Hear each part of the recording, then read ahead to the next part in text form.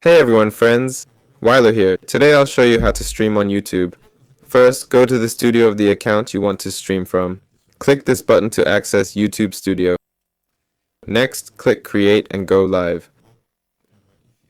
Got it?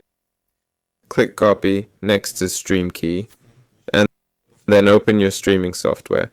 I use OBS Studio. Download it or get it through Steam.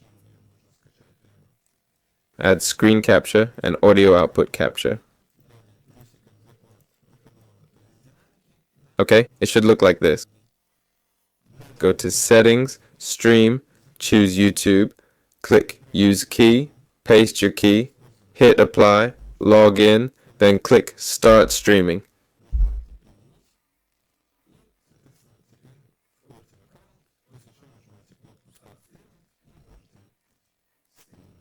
There. It might work now. Let's try.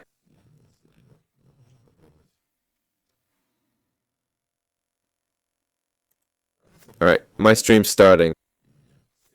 That's all. This was Weiler. Bye everyone.